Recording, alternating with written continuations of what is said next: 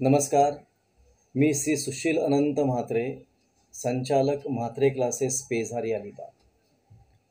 आज आपण 10वीचा चॅप्टर बघणार आहोत. 10वीच्या सायन्समधला चॅप्टर बघणार आहोत. चॅप्टरचं नाव आहे ग्रॅव्हिटेशन. म्हणजे चॅप्टरमध्ये काय काय ते आपल्याला बघायचं आहे. पहिलं, सर्क्युलर मोशन म्हणजे काय. बघा, जेव्हा एखादी वस्तू गोल गोल गोल गोल फिरते तिला म्हणतो आपण सर्क्युलर मोशन.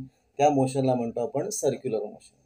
पुन्हा बघा, the motion of object along the circumference of circle is called as circular motion.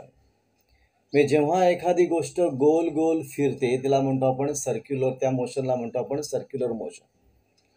मग गोल गोल फिरण्यासाठी एका फोर्सची आवश्यकता असते. मग त्या फोर्सला म्हणतो आपण सेंट्रिपिटल फोर्स. सेंट्रिपिटल फोर्स म्हणजे काय, म्हणजे जो फोर्स सेंटरकडे असतो आणि रेडियसवरनं येतो त्याला म्हणतो आपण centripetal force. Force which is directed towards centre of circle and along radius of circle is called as, त्याला म्हणतो आपण सेंट्रिपिटल फोर्स. पुन्हा बघा, आपल्या चॅप्टरचं नाव आहे ग्रॅव्हिटेशन. सायन्स फर्स्ट मला आपल्या चॅप्टरचं नाव आहे ग्रॅव्हिटेशन. त्यातला पहिला भाग घेतला आपण सर्क्युलर मोशन म्हणजे काय. मग एखादी गोष्ट गोल गोल फिरत असते त्याला म्हणतो आपण, त्या मोशनला म्हणतो आपण सर्क्युलर मोशन. मग त्यासाठी एक फोर्स लागतो त्याला म्हणतो आपण सेंट्रिपिटल फोर्स. मग सेंट्रिपिटल फोर्स म्हणजे काय, जो फोर्स सेंटरकडे असतो आणि रेडियसवरनं येतो त्याला म्हणतो आपण सेंट्रिपिटल फोर्स.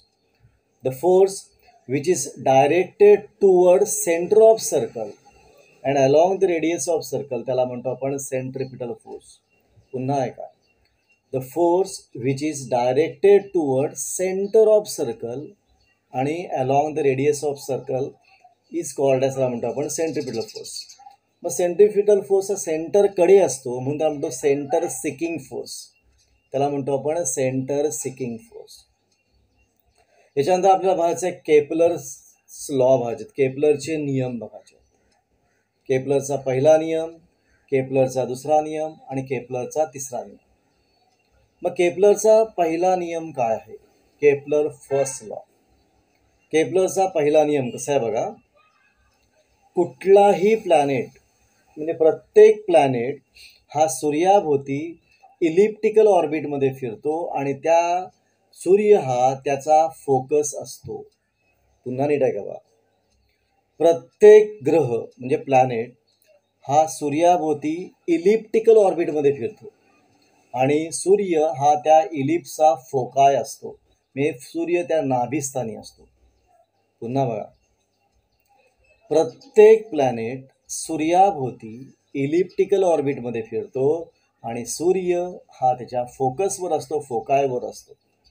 मग लॉ काय दिलं बघा, the orbit of planet is ellipse with sun is at one of the फोकाय.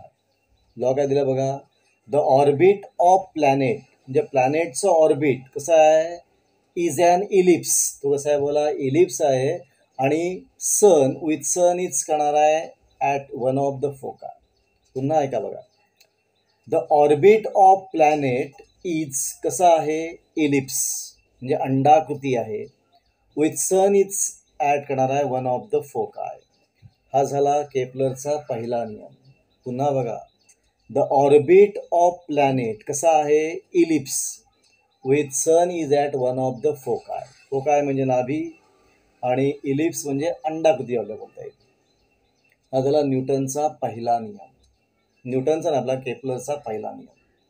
पुन्हा एका बघा, the orbit of planet is an ellipse and sun is at करणार आहे वन ऑफ द फोकाय. आता आपल्याला याचा केपलरचा दुसरा नियम बघायचा आहे. केपलरचा दुसरा नियम, मग सन सूर्य आणि तो प्लॅनेट, सूर्य आणि तो प्लॅनेट यांना जोडणारी रेषा जी असते, यांना जोडणारी रेषा आहे ती it cover equal distance in equal interval of time. पुन्हा आहे का बघा, सूर्य आणि प्लॅनेट यांना जोडणारी जी रेषा आहे it sweeps equal area in equal interval of time. दुसरा नियम बघा. द लाईन जॉईनिंग कोणाला? प्लॅनेटला. आणि कोणाला बोला? सनला. Line joining planet and sun sweeps म्हणजे कव्हर करतो. काय कव्हर करतो? Equal area in equal interval of time. त्याला म्हणतो आपण केपलरचा दुसरा नियम. पहिला नियम काय आहे?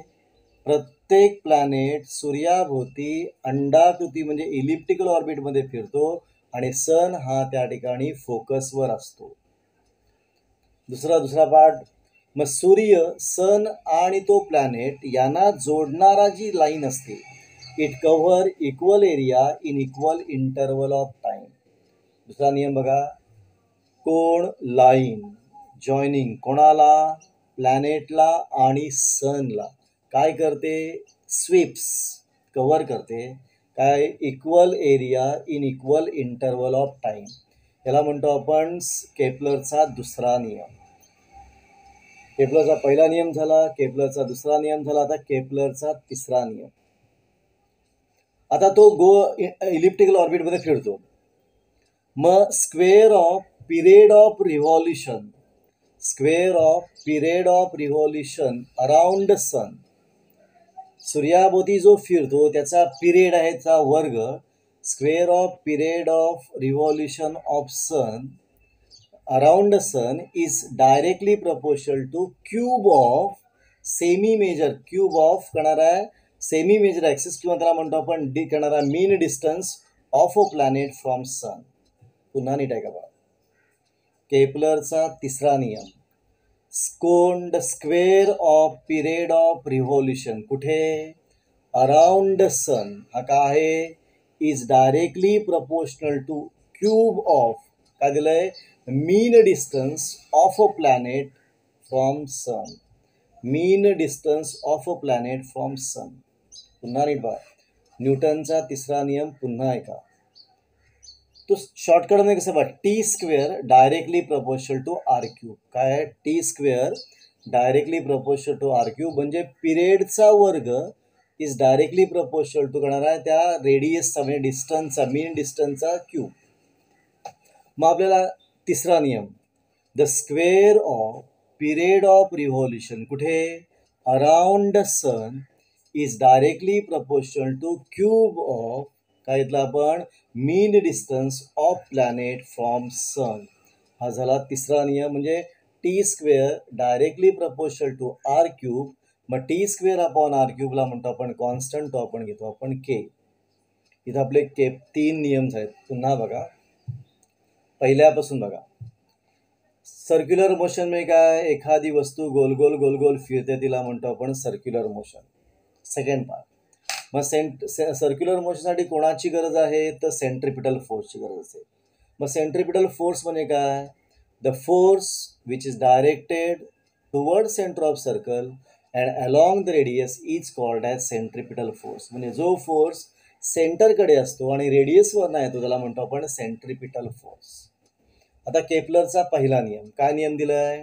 की प्रत्येक प्लॅनेट सूर्याभोवती इलिप्टिकल ऑर्बिटमध्ये फिरतो आणि सूर्य तो फोकसवर असतो. हा झाला आपला पहिला नियम. म्हणजे the orbit of planet is ellipse. Orbit of planet is ellipse with sun is at one of the foci. Is at करणार आहे वन ऑफ द फोकाय. हा न्यूटनचा आपला केपलरचा पहिला नियम. आता केपलरचा सेकंड नियम. मग सूर्याभोवती तो प्लॅनेट सूर्याभोवती फिरतो. मग लाईन जॉईनिंग प्लॅनेट आणि सूर्य sweeps equal area in equal interval of time. पुन्हा बघा.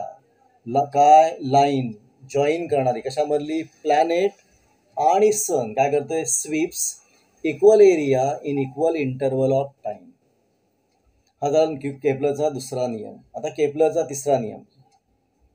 स्क्वेअर ऑफ म्हणजे T square directly proportional to R cube. म्हणजे पिरियडचा वर्ग डायरेक्टली प्रपोर्शनल टू मीन डिस्टन्सचा क्यूब. म्हणजे करणार आहे square of period of revolution around sun is directly proportional to cube of mean distance of a planet from sun. हा झाला केपलरचा तिसरा नियम. पुन्हा एकदा शॉर्टकटमध्ये बघा. गोल गोल फिरते तिला सर्क्युलर मोशन. गोल गोल फिरण्यासाठी जो फोर्स लागतो त्याला म्हणतो आपण सेंट्रिपिटल फोर्स. करणारा केपलरचा पहिला नियम की प्रत्येक प्लॅनेट सूर्याभोवती इलिप्टिकल ऑर्बिटमध्ये फिरतो आणि सूर्य त्याच्या नाभिस्थानी असतो. दुसरा, सूर्य आणि प्लॅनेट यांना जोडणारी रेषा sweeps equal area in equal interval of time. आणि तिसरा येणार आहे square of period of revolution is directly proportional to cube of mean distance. हा केपलरचा पहिला, दुसरा, तिसरा नियम. आज आपण ग्रॅव्हिटेशन हा चॅप्टर बघतोय. पहिला चॅप्टर बघतोय आपण इथं आता थांबतोय. पण हा व्हिडिओ तुम्हाला कसा वाटला, आवडला असेल तर लाईक करा, शेअर करा, सबस्क्राईब करा, की जेणेकरून जास्तीत जास्त लोकांना तो कळला पाहिजे, जास्तीत जास्त लोकांचा फायदा मिळाला पाहिजे.